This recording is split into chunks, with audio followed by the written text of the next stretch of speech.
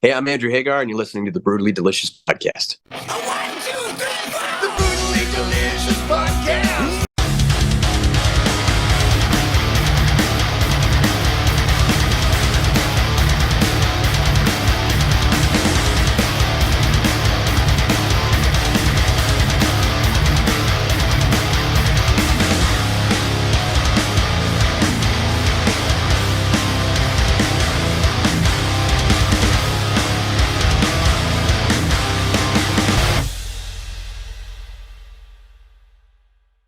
Good. How are you?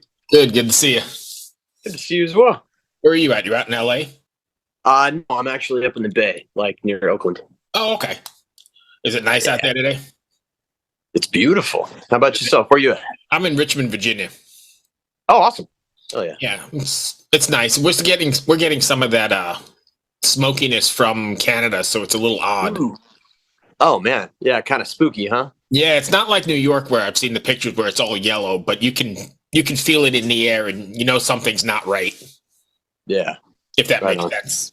That totally makes sense. Yeah, we get like crazy fires out here every year, and it's kind of like that. Right, you guys are used to that. Right. You know, like Mordor or something. Yeah.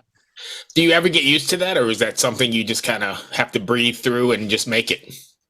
Yeah, you kind of got to I hate to say you get used to it because it shouldn't be a normal occurrence, right? Right. But every year it's just about the same thing. I remember 2020 was like the worst it had been in years. There was like about a week or two straight where you go outside and it literally looked like Mordor from Lord of the Rings or something. Like everything was just had this weird orange glow. Yeah, Oh, yeah, no, it's not that bad here, so I'm complaining about nothing. Sorry. That's funny. I feel bad complaining because it's just hazy, but that's all I've got. So Yeah, but you guys don't normally get it, you know what I mean? No. Yeah. So anyway, let's talk about you. Systematic Minds came out probably a month ago now, a month and a half ago. Yeah, just about a month, I think. What's been the response to it so far? It's been great so far. I mean, it seems like every time I put out new music, you know, I get new fans that are just finding out about me for the first time and getting a really good response from everybody. You know, it's always satisfying when other people like your music. You're right. But how much of that? So here's a question for you, then, not intended. But how much of that do you take to heart? So I mean, everybody's a keyboard warrior now these days, right? And you put your stuff out there, and everybody can just say stuff and maybe not even listen to it. Probably. Do you take any of that into consideration, or you don't even care? I used to. I mean, when I first started putting out music around 2016, 2017, I was really sensitive about it because, you know, at heart, I'm an artist and I'm trying to express myself and my emotions through my music. So people coming and just trying to, you know, rip me to smithereens, that's not very appreciated. But, you know, I've got pretty thick skin and I just kind of learned to compartmentalize all that stuff. Like most of the people who leave negative comments, they probably didn't listen to the song. That's what I was thinking. Right? They don't even, you know, anything about me. And I've always, even before I started releasing music, I used to get a lot of hate on the internet from like, you know, whatever, Van Halen fans and people who don't like my father and all that stuff. So it's like, again, if you're going to come onto a complete stranger's page on the internet and try to, you know, talk poorly about this person, like whatever, man, get it. Yeah, exactly. You know, get a life, get a hobby, get something that, you know, allows you to put positivity out there and enrich your community in the world, you know? I 100% agree. So you mentioned it was later on my list, but we'll go ahead and breach the topic now. What is it like growing up as the son of rock royalty, I guess is the best way to put it? I mean, it was a mixed bag. Certainly there's a lot of beautiful things that have come out of it, a lot of advantages I've been afforded that maybe other people wouldn't have, and opportunities and all that stuff. But it's also been a difficult thing in certain ways because, like I said, people judge you completely based on things that have nothing to do with you. People have already formulated an opinion on me, whether they've met me or not, or before they've even heard anything about me, you know? So in that respect, it's been a bit challenging. It also, growing up, was kind of difficult to know who my real friends were. So I started basically cultivating this defense mechanism where like I just wouldn't tell people. So for a long time through college, most of my best friends had no idea who my father was for like 4 years or so. Which is now weird, right? Yeah, it's a little weird, right? Yeah.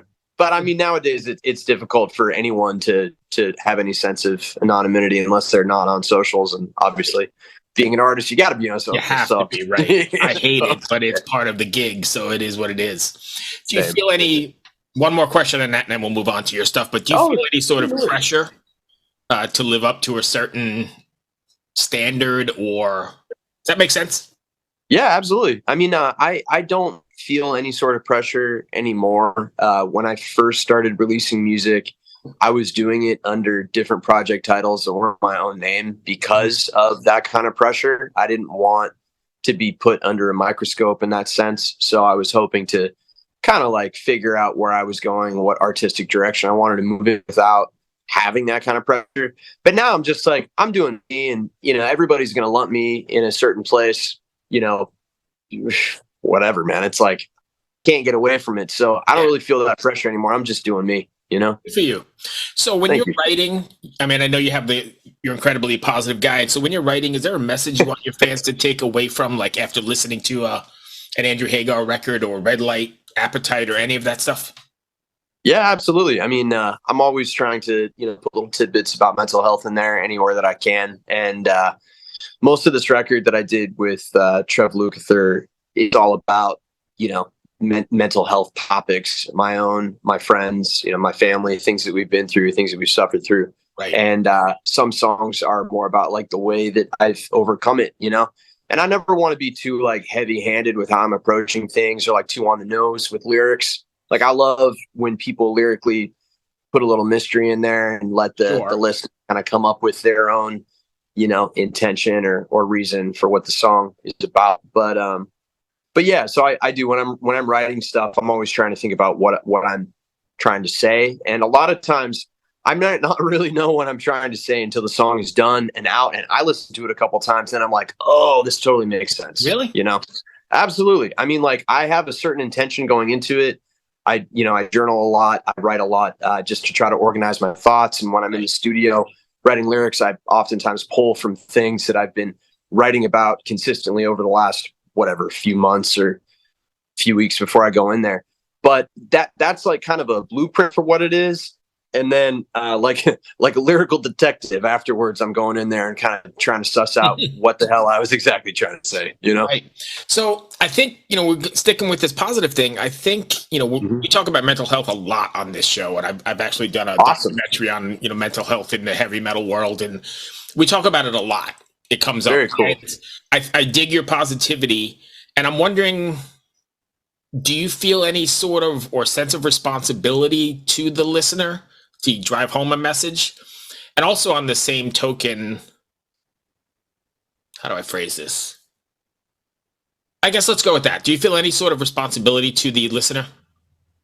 Yeah, I mean, I feel responsibility not just to a listener, but to anybody that is going to see or hear what I'm doing, because I don't know. I just feel like people who can articulate their feelings well, who can articulate, the views that a lot of people might not be able to express, they have a responsibility to talk about this stuff and say it for the people that are either not heard or don't know how to say it, right. So, I mean, I do have the blessing of having an extra microscope on me, an extra bit of attention because of, my father and the TV show and all this stuff. So again, every time I get an opportunity, I'm trying to talk about it, whether I'm bringing awareness, to the overall world of mental health and how the conversation is changing now, especially for men. But also just as someone who suffered through it and found a lot of really beneficial tools to navigate these issues, I feel like it's my duty to talk about it because you never know who can hear that and benefit from it. And the biggest tool of all, I think, at least in my book, when struggling, has been music, right? I mean, whether it's happy music or just music in general, it has a way of getting you through. And the bonus is that, if I connect with your lyrics, it helps me know that I'm not alone or the listener's not alone, right? Absolutely. And that's the most important thing. It's such a almost kind of like done to death point now that you're not alone, but like it can't be understated how important that is when you're in the midst of any sort of. I was going to say it may be done to death, but it's not really relevant or in the front of your head when you're in the depths or in the pit, right? Absolutely. And that's the most important part, because for someone who's never really experienced a mental health crisis, they might think that that sounds cheesy, but it's not cheesy at all when you're in the moment and you do feel absolutely alone. And all the things that are going to help you, going outside, talking to friends, exercising, going to therapy, all that stuff is the absolute last thing that you feel motivated to do at that moment. So yeah, a lot of times commiserating through lyrics or through music is one of the most helpful things to pull yourself out of some type of spiral, you know? Sorry, I've gone off on a tangent, but like I said, No, we you're talk fine. about that a lot here, and it's very interesting. One last one on that topic. Do you ever find that you put too much of yourself into a song and you're too vulnerable? I used to, when I was writing more like acoustic or, you know, folk singer songwriter style music, I did feel like maybe I was putting too much of myself into it, but I don't think you're ever really putting too much of yourself into it. If you look at artists who are really successful in that sphere now, it's the people who are like bearing their entire soul through their songs, right? Super honest. And even it's like, I've talked to some people when I was writing for Sync and stuff as part of like a production team. They were saying like, oh, make things purposefully vague. You want people to apply their own meaning to it. But like, you know, we'll use Phoebe Bridgers as an example, somebody that's incredibly talented and getting massively popular and also has a lot of integrity as a songwriter. She's so specific with so many of her lyrics. It's like, oh, how would someone relate to this? It's the fact that she is so specific and bearing her soul that makes her so relatable. And so 99% of the time, I'm sure there's somebody out there who's experienced, going to experience, or going through it at the moment, right? most definitely. Yeah. Excellent. So when you're releasing records, are you gonna be doing the single model, like the new business model of a single every 4 to 6 weeks, or are you doing a full length? Yeah, I mean, I've been releasing singles pretty, you know, steadily here for the last few months, and I'm going to continue doing that for the rest of the year. I do have an EP that's scheduled to come out at the end of this month. Been waiting on my cover art for a minute. I have a tremendous designer friend who does incredible art, but he resides in Italy, and things move a little different out there. Yeah, You know what I mean? so. But yeah, we have the first of what I thought was going to be 2 EPs being released later this month. It's called Limited Edition Psycho, and it deals with a lot of mental health stuff. So, but after that, yeah, I'll probably go back to singles for a little while. I do have a full length record that I was planning on releasing, but just with the climate, the way things are working right now, it doesn't seem like a good idea for me to release that with just, you know, my little pendant budget. You feel me? Oh yeah, absolutely. And you know, I know that yeah, people like my son consume music way differently than, you know, I grew up, because I grew up in the, you know, in the era of the record and the way you sequenced it and the way it's the story you told by the sequencing, and that's kind of lost. I think it's a lost art, you know. Yeah, and I mean, I think that there are people out there that still consume music that way. I mean, you know, the fact that the vinyls are still moving the way they're moving, a lot to the fact that people still want to hear things sequenced a certain way. And like you said, the story that's being told. I grew up in the same way, and I still listen to a full length record start to finish. Like if one of my favorite bands puts out a new LP, I'm going to sit there and listen to the whole thing.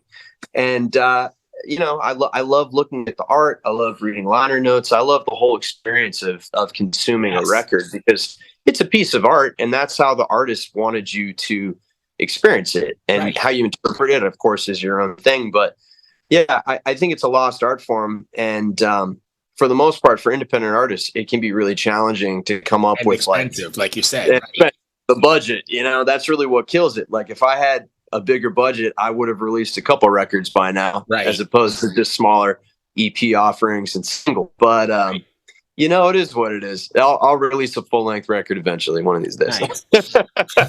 Are you planning on taking yourself out on the road? Yeah, definitely. I mean, I've been playing a smattering of local shows throughout California with my band, and we're going to continue to play, you know, some more local offerings throughout the year. But you know, the way everything moves in the music industry, you have to book pretty far out, and we're working on some really big stuff for 2024. Opening up for a much bigger artist again. Like I can't announce anything officially yet, but yeah, there will be a much bigger offering in terms of the touring for later on this year, I think, and then also mostly for 2024. That's good because that's another thing that has kind of changed dramatically, right? The whole touring climate is so effed up. It's so messed up, man. I mean, like people ask all the time, like even just fans on my, my socials and stuff, like, "Oh, when are you touring? When are you coming to Florida? When are you coming here? When are you coming there?" And I'm like, man, if I was Right, had a huge budget, right, man, I'd be all over the place. If I was independently wealthy, I would just buy, Sprinter van, get my van and my band together, and like just go out. But unfortunately, contrary to what most people think, I'm not massively wealthy, and it's very difficult to tour, especially as a solo artist. Like if you're with a band, everybody's equal parts, and you're going out there and splitting everything you do. It makes more sense, but as like a solo artist that has to like pay their band and stuff too, it's pretty expensive to play shows, So as a solo artist, then you're doing all the writing yourself and then taking it to the band. Is that how that works? Yeah, actually, so Trev Lukather, my producer and co-writer, I wrote all of these songs that I'm offering currently with Trev. I mostly did the lyrics and the melody. Trev did a lot of the music, but prior to doing that, yeah, I wrote everything myself, recorded and produced everything myself, and brought in a few friends to play stuff that I was like not musically talented enough to play. But no, yeah, that's just kind of how I've done things from the beginning. I've been mostly a solo artist, and it's been really great to work with Trev because, again, like sonically, he brings something to the table that I'm not necessarily capable of, and especially from a production standpoint. So that's been a really awesome thing and something that that I was not used to doing. So it's been a nice little way to get out of the box. Did you find it difficult turning over your baby and letting him have his way? No, not at all, because we wrote everything in-house together. Oh, so okay. like he would come up with, an instrumental demo or something or rough, and I'll listen to it. And if I like the vibe, then we start writing, and then we write everything together. So that was great. I mean, I've worked with producers before where I've given them my music and had them like, gussy it up a little bit.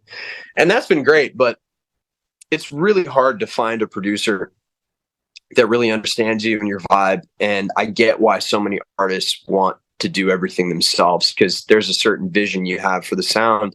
You hear it in your head, and it's difficult to tell someone and articulate exactly what you want. Like I've tried that before, and nobody's been able to nail what I was doing, And like, maybe that's a solo artist thing, because I think as a band, the producer probably is a better route because he's sort of like the moderator or the mediator between the five people, right? Yes, absolutely. I mean, and when you're writing all together in a band, look at a guy like Dave Cobb, for instance. Like Dave Cobb is known for he'll write some songs with people, he'll play guitar on stuff. Like when my pops did a record with him, that was kind of how it was working. But he's kind of known for bringing out the best of a band. A guy like Ruben, same thing. He self-admittedly doesn't really play any instruments. He doesn't really, work the board. He doesn't really do a lot of things that a traditional producer or musician would do. But he's able to coax out, the best. A lot of these bands Rick Rubin? bring out there. Yeah, Rick Rubin. Yeah. But he's an interesting guy in the music industry because most producers are like a specialist at one or two instruments. They really have a command and a mastery of something. Whereas Rick Rubin, like I said, and self-admittedly, doesn't really have a lot of musical expertise in terms of playing an instrument, but obviously he's able to coax out the best. Yeah. And, and he's a tremendously respected guy for a good reason, whereas Dave Cobb is like the opposite end of that. Like he is an incredible guitar player, incredible songwriter, and an incredible producer, and has a way of coaxing out the best of artists as well. I've seen videos online. I don't know Rick Rubin at all, but I've seen videos online where like he's in his bedroom or something in his yoga pants listening to the studio takes, and he knows exactly what he's looking for. And he's cool, man. His story is really, really interesting. Big I fan imagine, right? Because he's worked with everybody from Slayer to Johnny Cash to you name it. Yeah. And he started off as kind of like a punk dude that was, listening to like early rap and hip hop and trying to help them kind of get off. He was part of Def Jam, right? I believe so. I'm not. Yeah, I think early on he was like some connection to Def Jam as well. Yeah, sure. Interesting. Yeah. So what's next for you then? What do you got going on this summer? Like I said, we're releasing the EP, some new singles, going to play a few shows here and there, and just keep it moving, man. And if fans want to find you, how do they find you online? The best place to find me is on Instagram. I'm on TikTok and Facebook as well. It's at Andrew Hagar Official, but I'm definitely the most active on Instagram. There's too many of those to keep up with, and I feel like every other day there's a new one to try and do. I can't. Certainly. Yeah. It's a lot. Budget as well. I'd love to have somebody to be able to take care of all that for me, but Same. You and me both. I'm in the same boat as you, sort of. Anyway, I think I ran up to the end of my questions. Did I miss anything you wanted to cover? No, we got it. I appreciate it. Yeah, I hope that wasn't too bad. I like to meander and just see where we end up. No, that's fine. I mean, that's a good conversation, man. Thank you, my friend. I really like the record, or what I've heard of it anyway. Awesome. I appreciate what you're doing. Thank you so much.